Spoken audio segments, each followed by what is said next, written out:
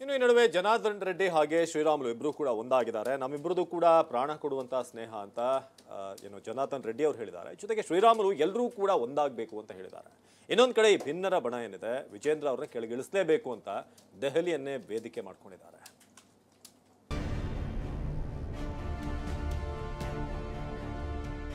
ನಾವು ಯಾವತ್ತಿದ್ರೂ ಕೂಡ ಒಂದು ಬೆಂಚ್ ಮಾರ್ಕ್ ಆಗಬೇಕು.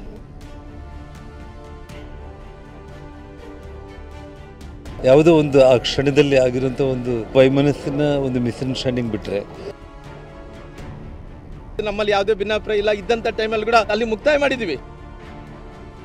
40 ವರ್ಷದ ಸ್ನೇಹ ಒಂದು ದಿವಸದ್ದಲ್ಲ 2 ದಿವಸದ್ದಲ್ಲ.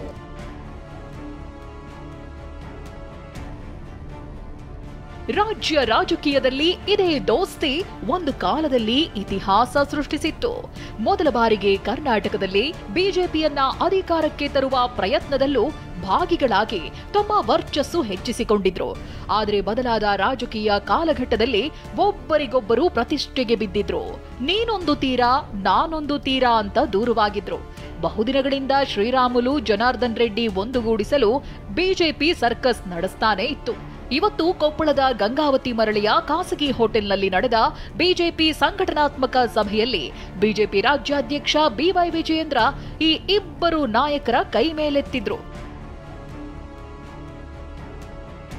ರಾಮುಲು ನಮ್ಮ ನಡುವೆ ಯಾವುದೋ ಒಂದು ಆ ಕ್ಷಣದಲ್ಲಿ ಆಗಿರುವಂಥ ಒಂದು ಸ್ವಲ್ಪ ವೈಮನಸ್ಸಿನ ಒಂದು ಮಿಸ್ಅಂಡರ್ಸ್ಟ್ಯಾಂಡಿಂಗ್ ಬಿಟ್ಟರೆ ಯಾವತ್ತಿಗೂ ಕೂಡ ಇದು ಸ್ನೇಹ ಅನ್ನುವಂಥದ್ದು 40 ವರ್ಷದ ಸ್ನೇಹ ಒಂದು ದಿವಸದ್ದಲ್ಲ 2 ದಿವಸದ್ದಲ್ಲ. ಜಾತಿನ ಮೀರಿ ರಾಜಕೀಯನ ಮೀರಿ ಇರುವಂಥ ಸ್ನೇಹ ಇದು.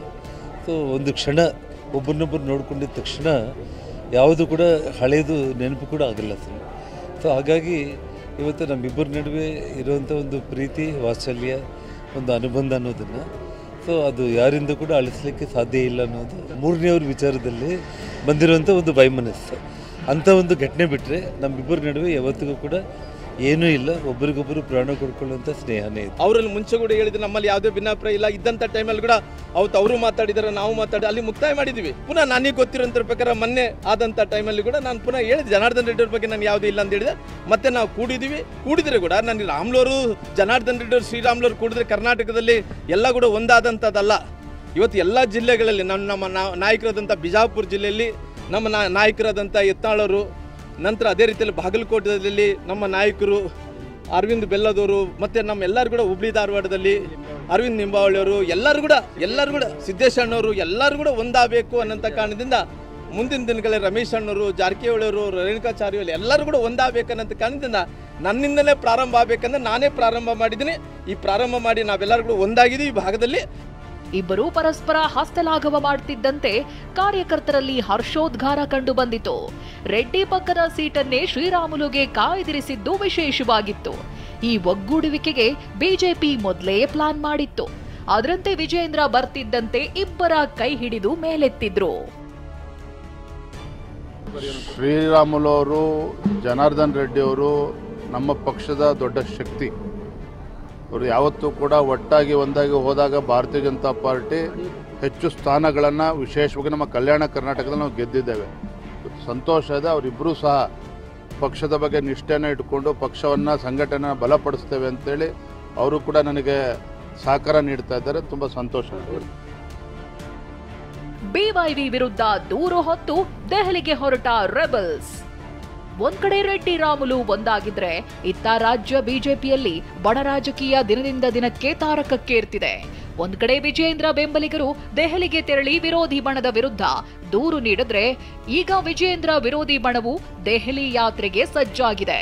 ಕಳೆದ ವಾರ ದೆಹಲಿಗೆ ತೆರಳಿದ್ದ ರೇಣುಕಾಚಾರ್ಯ ತಂಡ ಬಿಜೆಪಿ ಶಿಸ್ತು ಸಮಿತಿಯ ಅಧ್ಯಕ್ಷ ಓಂ ಪಾಠಕ್ ಅವರನ್ನ ಭೇಟಿಯಾಗಿ ದಾವಣಗೆರೆಯಲ್ಲಿ ಪ್ರತ್ಯೇಕ ತಂಡ ಸಮಾವೇಶ ನಡೆಸಿದ ವಿರುದ್ಧ ದೂರು ಸಲ್ಲಿಸಿತ್ತು.